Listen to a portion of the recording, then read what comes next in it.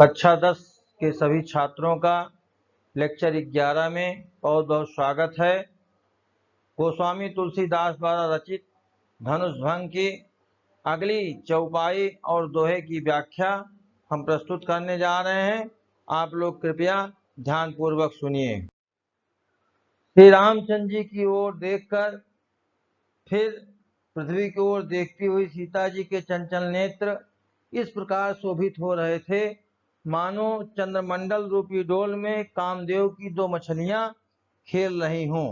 गिरा अलिन मुख पंकज रोकी, अप्रगट न लाज निशा अवलोकी।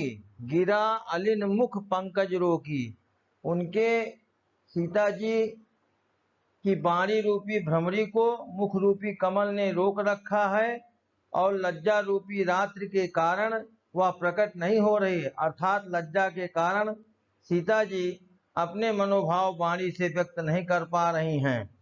लोचन जल रहा लोचन कोना, जैसे परम कृपन कर सोना। और सीता जी ने संकोच के वशीभूत होने के कारण अपने नेत्रों में उमड़े हुए आंसुओं को एक किनारे पर नेत्र के ऐसे रोक देती हैं जैसे कोई कंजूस सोने को छिपाता फिरता है। सकुची व्याकुलता बढ़ जानी, धर धीरज प्रतीत उर आनी। संकोच और व्याकुलता से युक्त सीता जी अंततः हृदय में धैर्य धारण कर कहने लगी, यदि मेरा तन मन और चित्त राम के चरणों में अनुरक्त हो और मेरा प्रण सच्चा हो तो अंतर्यामी प्रभु आप मुझे राम की दासी बनाना। सकुची व्याकुलता बढ़ जानी, धर धीरज प्रतीत उरानी। तन मन वचन मोर पनु साचा, रघुपत पद सरोचित राचा। तो भगवान सकल उर्वासी, हे प्रभु हर प्रकार से हमें करुण मोर रघुबर की दासी, श्री राम की दासी अर्थात सेविका होने का सौभाग्य प्रदान कीजिएगा। जहीं के जहीं पर सत्य स्नेहू, सोते ही मिले न कस संदेहू।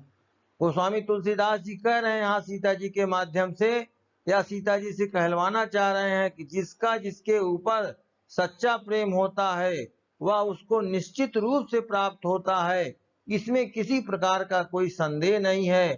प्रभु तन चितय प्रेम तन ठाना, प्रभु की ओर जब देखा और मन ही मन प्रेम को वह ठानती हैं। कृपा निधान राम सब जाना, तो करुणा के भंडार प्रभु श्री राम जी ने सीता जी की सारी मनोदशा को भली भांति जान लिया।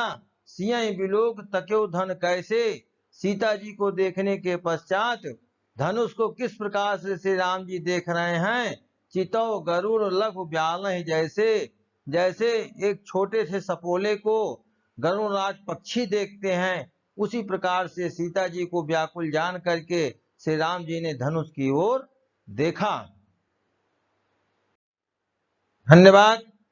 अगले व्याख्यान में हम आपको अगले दोहे और चौपाई की व्याख्या आपके सामने प्रस्तुत करेंगे। आप हिंदी ज्ञान चैनल को सब्सक्राइब करना ना भूलें और मन लगा करके पढ़ें।